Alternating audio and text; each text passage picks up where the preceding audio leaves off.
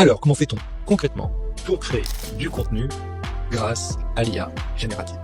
Dans un premier temps, nous allons commencer par utiliser une méthode. La seule méthode simple et efficace que tu devras apprendre à utiliser dans ton quotidien.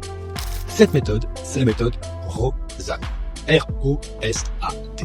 R pour le rôle que tu vas donner à l'IA dans l'instruction pour pouvoir lui permettre d'appliquer la bonne expertise. Par exemple, si tu écris du texte, ça va être de lui donner le rôle d'un copywriter, ce qui va te donner accès à toute l'expérience, l'expertise du monde entier. Ensuite, le O, c'est l'objectif. Quand tu vas écrire ton prompt, tu vas d'abord mettre le rôle, tu écriras rôle, deux petits points et le rôle que tu veux utiliser. Ensuite, le O, deux petits points et l'objectif que tu veux atteindre. Il est important de dès maintenant définir l'objectif, à quoi va te servir cette instruction. Que veux-tu obtenir au bout du compte?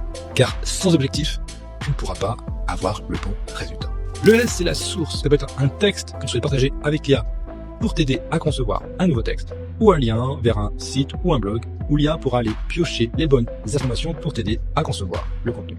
Le A, c'est tes attentes. Que veux-tu réellement obtenir avec cette IA générative? Est-ce que c'est un article de blog? Est-ce que c'est un script pour une vidéo? Et le D, tu vas rentrer dans le détail. Combien de caractères tu as besoin? Combien de paragraphes? Quel ton l'IA doit utiliser?